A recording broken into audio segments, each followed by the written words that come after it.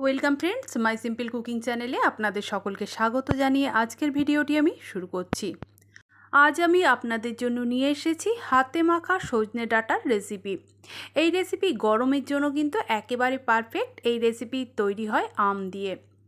এই রেসিপিটি খেতে কিন্তু ভীষণ সুন্দর লাগে আর কোনো ঝামেলা ছাড়াই এই রেসিপি তৈরি করে নেওয়া যায়। তবে চলুন আর দেরি না করে রেসিপি শুরু করা যাক। হাত দিয়ে মেখে সজনে ডাঁটা তৈরি করার জন্য এখানে আমি নিয়েছি একটা মিডিয়াম সাইজের হাফ পেঁয়াজ, দুটো টুকরো আম। আমের পরিমাণটা আমি একটু নিয়েছি 4 ভাগের 1 ভাগ। একটা মিডিয়াম সাইজের আমের 4 ভাগের 1 ভাগ নিয়েছি। এখানে নিয়েছি সর্ষে 1 টেবিল স্পুন, হাফ ইঞ্চি আদা, দুটো কাঁচা লঙ্কা। আমি সর্ষেটা মিক্সিং জারের মধ্যে দিয়ে দিলাম আর পেঁয়াজ, আম, আদা আর লঙ্কা সবটাই আমি মিক্সিং জারের মধ্যে দিয়ে দিলাম। এবার এর মধ্যে আমি সামান্য একটু জল দিয়ে দিচ্ছি। তারপর এটার একটা মিহি পেস্ট তৈরি করে নেব। এখানে দেখুন আমি 4 পিস নিয়েছি সজনে ডাঁটা। সজনে ডাঁটাগুলো আমি এইরকমভাবে কেটে নিয়েছি, একটু করে খোসাটা সজনে ডাঁটা ছাড়িয়ে নিয়েছি। আর সজনে ডাঁটাগুলো আমি জল দিয়ে পরিষ্কার করে ধুয়ে জল ঝরিয়ে রেখেছি। এবার প্লেট সরিয়ে রেখে দিলাম কড়াই। গ্যাসের ফ্লেম কিন্তু এখনও অন করিনি। কড়াইয়ের মধ্যে দিয়ে দিচ্ছি ধুয়ে কেটে নেওয়া সজনে ডাঁটা, দিয়ে দেব পেস্ট করে নেওয়া মশলা, সর্ষে, পেঁয়াজ, আদা, লঙ্কা আর আমের যে পেস্টটা তৈরি করেছি সেটা দিয়ে দিলাম। মিক্সিং জারের মধ্যে যতটুকু লেগে আছে সেটা জল দিয়ে পরে দিয়ে দেব। এখন দিয়ে দিলাম পরিমাণ মতো লবণ, 1 টিস্পুন হলুদ গুঁড়ো, 1 টিস্পুন জিরে গুঁড়ো, 1 টিস্পুন ধনে গুঁড়ো, 1 টিস্পুন চিনি রান্নার স্বাদকে ব্যালেন্সে রাখতে সাহায্য করে, আর 1 টিস্পুন কাশ্মীরি মির্চের গুঁড়ো।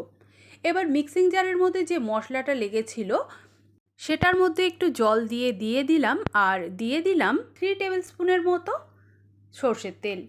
এবার আমি খুন্তি দিয়ে সমস্ত মশলা ডাঁটার সাথে মিশিয়ে দিচ্ছি। এটা আমি খুন্তি দিয়ে মিশিয়েছি, আপনারা চাইলে হাত দিয়েও মেখে নিতে পারেন। ভালোভাবে ডাঁটার সাথে সমস্ত মশলা মেশানো হয়ে গেলে আমি দিয়ে দিচ্ছি পরিমাণ মতো জল।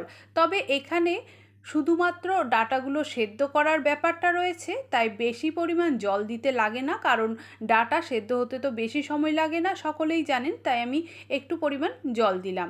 এবার আমি গ্যাসের ফ্লেম অন করে একেবারে লোতে রেখে আমি কড়াই বসিয়ে দিলাম আর দিয়ে দিলাম দুটো চেরা কাঁচা লঙ্কা। এটা কিন্তু ঝালের জন্য নয়, এটা ফ্লেভারের জন্য। লঙ্কাগুলো ভালোভাবে আমি গ্রেভির মধ্যে ডুবিয়ে দিয়ে তারপর আমি ঢাকা দিয়ে এটাকে 5 মিনিট রেখে দিয়েছিলাম। 5 মিনিট পর আমি চলে এসেছি। দেখুন এখন হাতে মাখা সজনে ডাঁটার রেসিপি তৈরি হয়ে গেল। তবে এর মধ্যে যে গ্রেভিটা রয়েছে সেটা আমি একটু শুকিয়ে নেব আর আপনাদেরকে দেখিয়ে দিলাম ডাঁটাটা ভালোভাবে সেদ্ধ হয়ে গেছে। আমি এই গ্রেভিটা আর একটু শুকিয়ে নেব বলে গ্যাসের ফ্লেমটাকে মিডিয়ামে করে অনবরত নাড়াচাড়া করে নিচ্ছি। আর আপনারা যদি এই পরিমাণ গ্রেভিটা রেখে ভাতের মধ্যে মেখে খেতে চান সেক্ষেত্রে আপনারা কিন্তু এই সময় গ্যাসের ফ্লেমটা বন্ধ করে দেবেন। দেখুন গ্রেভিটা কিন্তু অনেকখানি ড্রাই হয়ে গেছে। এখন আমি গ্যাসের ফ্লেম বন্ধ করে দিলাম।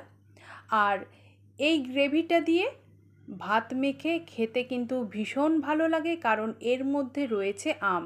আর গ্রীষ্মকালে যদি কোনো রেসিপি আম দিয়ে তৈরি করা হয় তাহলে সেই রেসিপি দিয়ে ভাত মেখে খেতে কিন্তু গ্রীষ্মের দুপুরে বেশ ভালো লাগে। এবার আমি সার্ভিং প্লেটের মধ্যে এটাকে সার্ভ করে নিচ্ছি। আর যাদের একটু টক বেশি পছন্দ তারা তো ভীষণ মজা করে এই রেসিপি খাবে। আর আমি বলছি এই রেসিপি কিন্তু একবার অবশ্যই ট্রাই করুন, তা না হলে কিন্তু বড় মিস করে ফেলবেন। এই রেসিপি যে কত সুস্বাদু হয় না তৈরি করলে বুঝতেই পারবেন না। তবে দেখেই নিলেন আমি কিভাবে হাতে মেখে সজনে ডাঁটার রেসিপি তৈরি করলাম, তাও আবার আম দিয়ে। এইভাবে একবার আপনারা তৈরি করুন, আপনাদেরও ভালো লাগবে। আজ তবে এই পর্যন্তই। আবার অন্য কোনো রেসিপি নিয়ে আমি আপনাদের কাছে হাজির হব। আপনারা সবাই সুস্থ থাকুন, ভালো থাকুন, আমার পাশে থাকুন। আমার এই রেসিপি যদি আপনাদের ভালো লেগে থাকে তাহলে অবশ্যই একটা লাইক করবেন, আমার চ্যানেলটিকে সাবস্ক্রাইব করে পাশে থাকা বেল নোটিফিকেশনটা প্রেস করে দেবেন।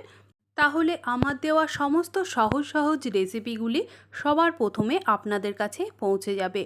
আমার এই পুরো ভিডিওটি দেখার জন্য আমার সমস্ত বন্ধুদের ধন্যবাদ।